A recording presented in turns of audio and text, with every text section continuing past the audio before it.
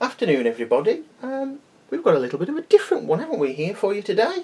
It is Meccano / Hornby, and it is a transformer from 240 volt AC to 20 volt AC. I didn't look too much on the internet. I asked a few questions, did a little bit of research, and as far as I know, it's quite hard to get a 20 volt AC transformer these days. This one is from, if the box is to be believed, 1949, and bought at own risk, if you like, a genuine, decent description on eBay, stating that it wasn't known if it was A, working, and B, safe, so to get it checked out. Now, first up, folks, 240 volt here in the UK, it packs a little bit of a punch. And it's going to probably do more than stand your hair on end, unless, like me, you ain't got a lot.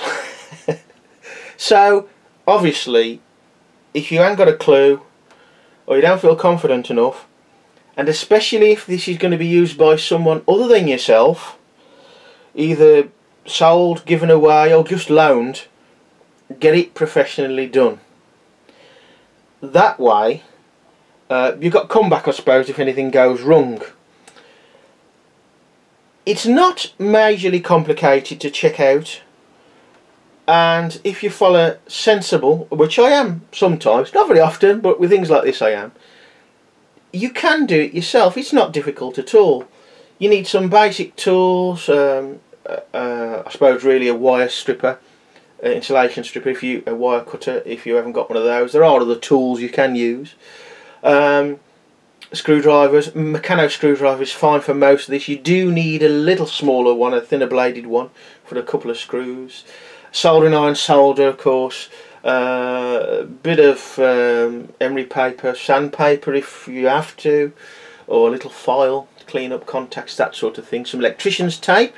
But the main thing you need with these is a new mains lead. This one is brand spanking new, as you can see. It's quite new. It's only been plugged in about 3 times.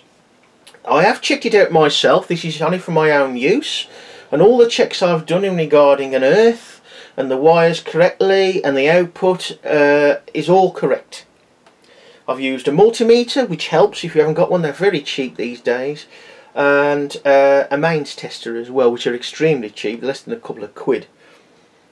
If you don't know what a mains tester is, it looks like a screwdriver. You're not supposed to use them as a screwdriver, but you can test to see if the body's live. Now, of course, some of this body is tin, the majority of it is.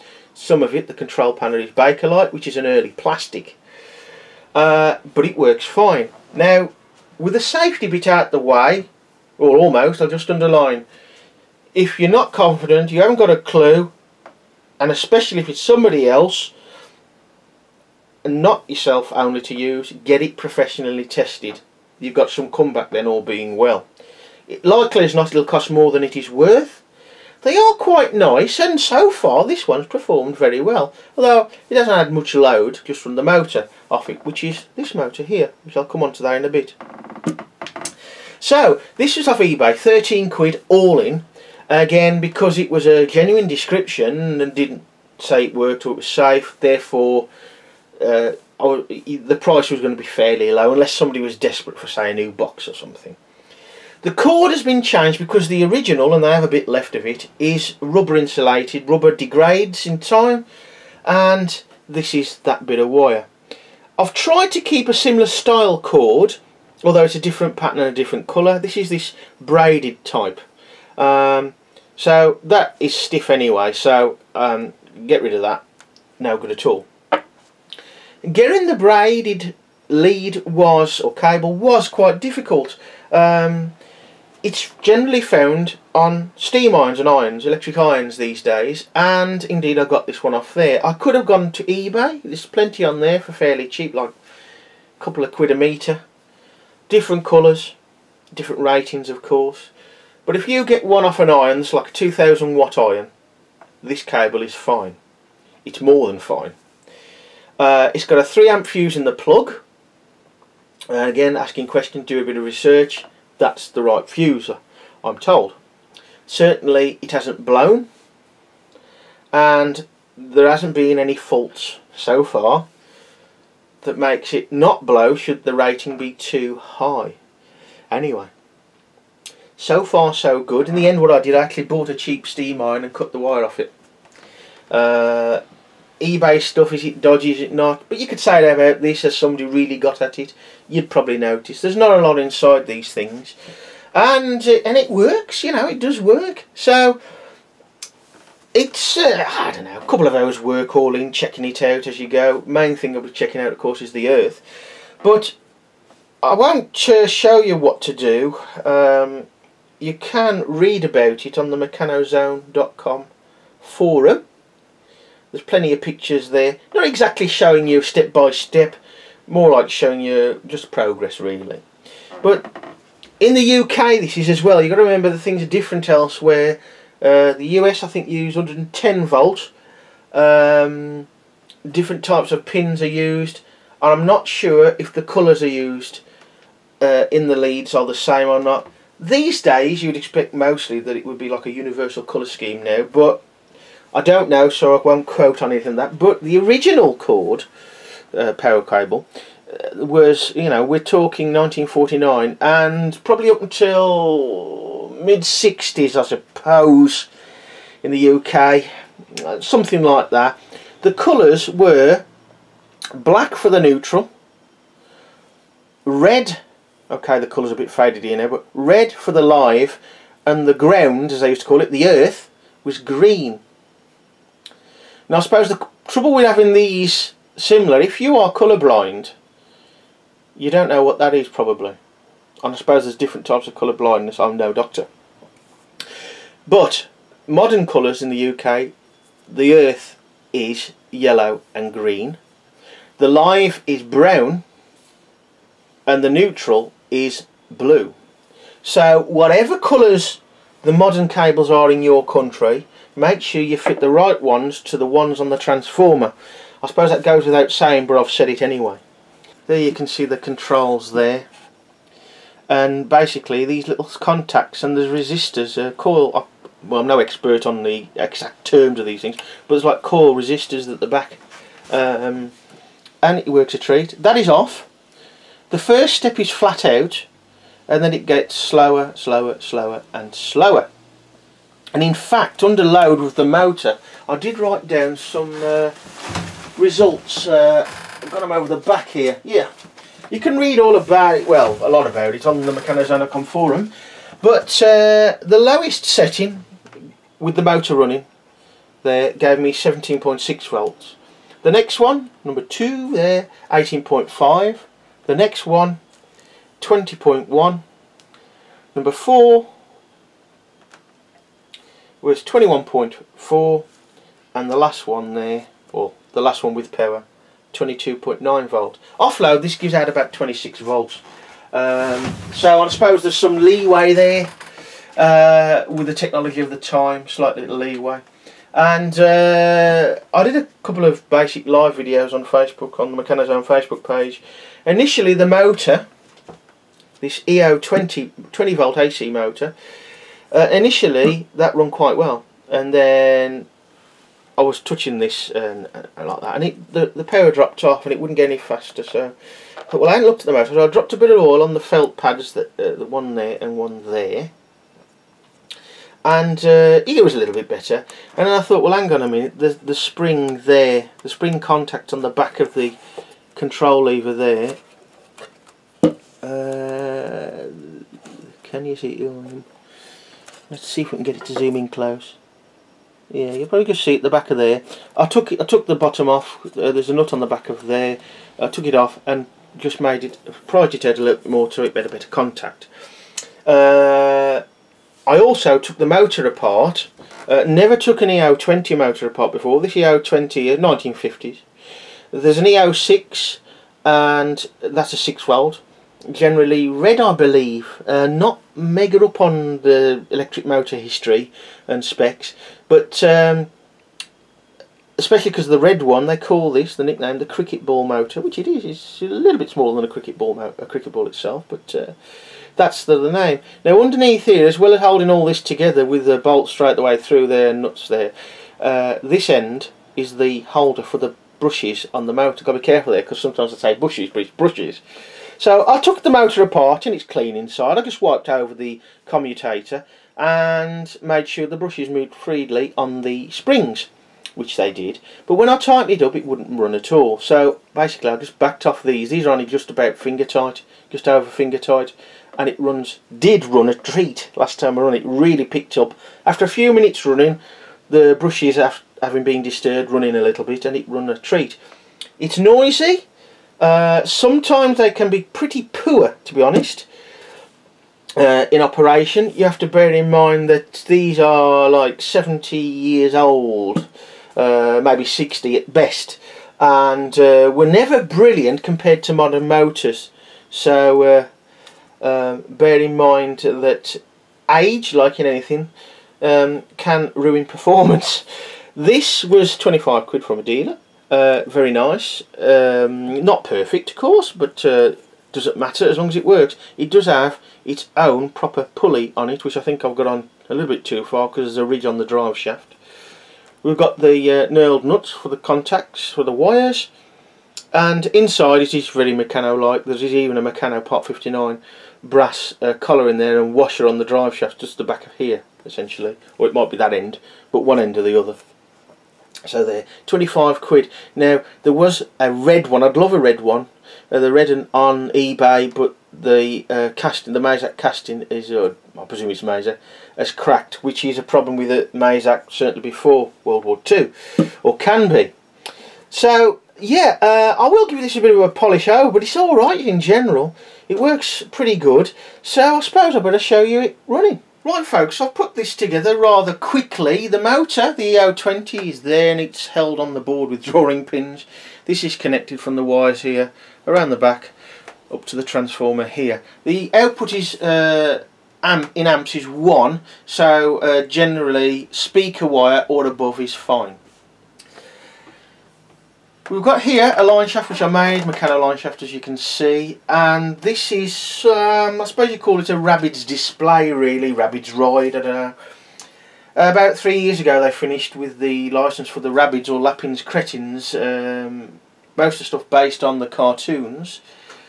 These are 2 rodeo machines. I had one and they had one for Christmas and made it into a bit of a fun ride display. And without changing things too much, basically I changed pulleys for bush wheels, and pulleys were plastic, and bush wheels obviously you can see are metal ones. I'll give you a bit more close up with this in a bit. And the UFO ride, quite difficult to do something with there, but it does work. Does need improving. I haven't put any oil on it. It needs cleaning up really. One was problematic on the last time it was used under steam power, which was, I think it's 2 years ago in May, but it did work. So I expect to have a little bit of fun, but we'll see. I'm going to go straight to the lowest setting and see what happens. Not a lot. Have I upset the wiring? Don't know. Power's on. Yeah, I've only got these just shoved in lightly. Let's see what happens. As usual, when the camera's put on, it all falls apart. So I'll just put these in. I could do some proper pins or pegs here. Oh, that's very loose. Right, we'll try again. Right. Ah, there we go. That's flat out, so I'll go straight down to the lowest setting. And you can probably hear a little bit of a whistling. I think that's because this belt here is slipping on this side. I'll try and tweak it so it runs.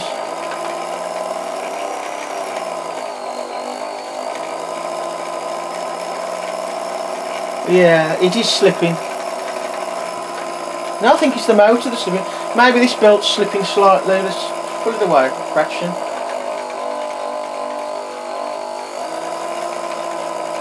Yeah.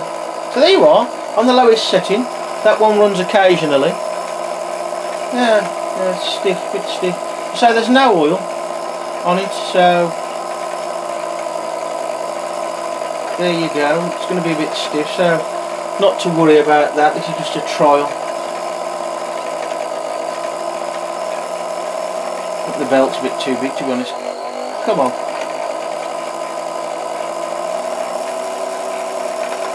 Oh well, I'll disconnect that one. So as you can see anyway, that's on the lowest setting.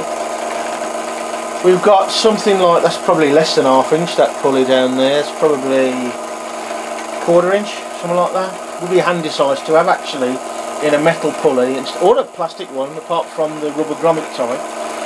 So we've got roughly,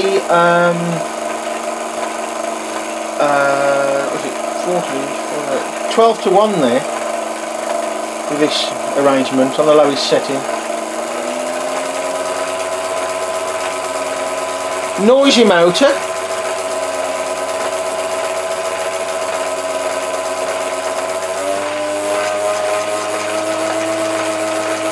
A bit vibey, but working alright.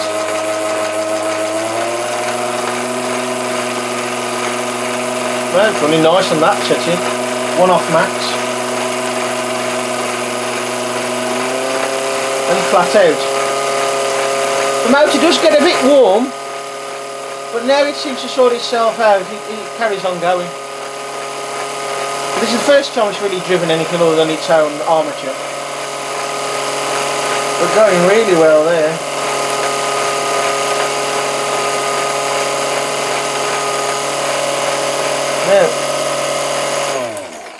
Now, right. Now, so it's quite noisy. The reason why the first contact is flat out power is because you use that to change the direction of the AC Hornby O gauge locomotives. That's pre-war AC Hornby locomotives. That's what that's for. If I recall, I've never had one myself. I've been to a lot of shows, but not for many years regarding Hornby trains. I think you give it a quick blast of power like that, and it changes the current to go I presume, because it's AC, there must be a solenoid that brings in different windings on the motor. That may sound complete rubbish, I don't know, I'm just guessing, and therefore it goes the other way. So this motor is a one-way motor anyway, this motor. So there you go.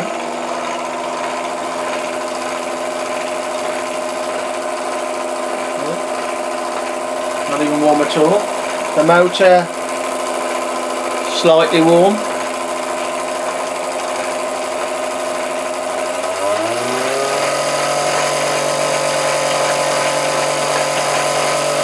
I wouldn't like to leave the motor running all day, not at that speed, certainly. But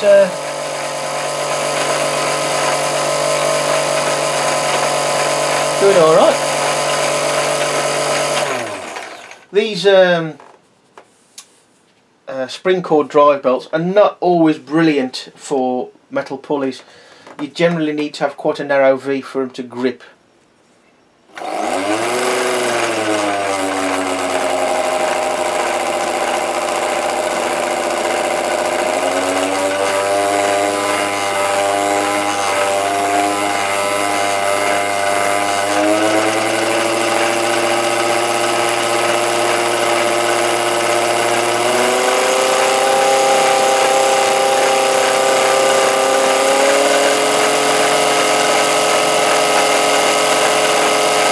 Not bad, eh, for both items that are sort of 60, and in the case of the transformer certainly 70 years or so old.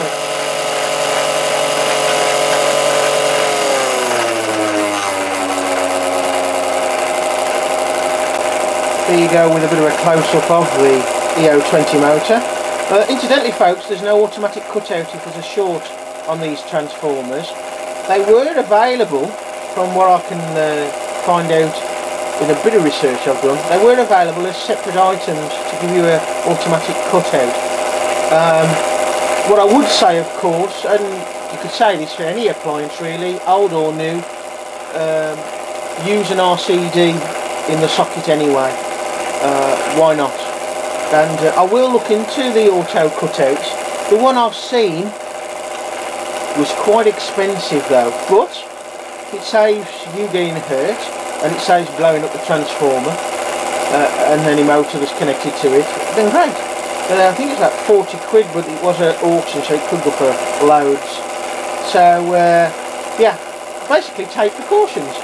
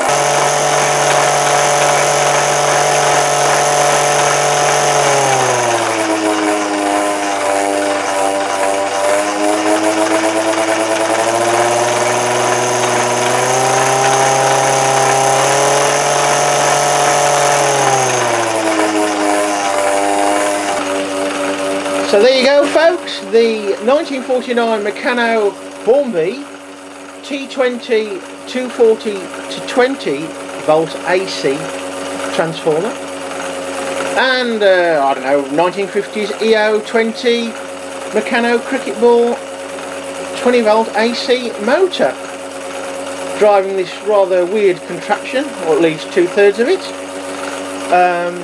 Again, if you're cutting into the video halfway through or more, it does need a little bit of work on this. So it has been standing around a bit, but doing sterling work, no problem at all. And we'll show you it flat out again for the last bit of the video. Going very well indeed, and I wouldn't like to be on that rodeo machine. Bye for now, folks.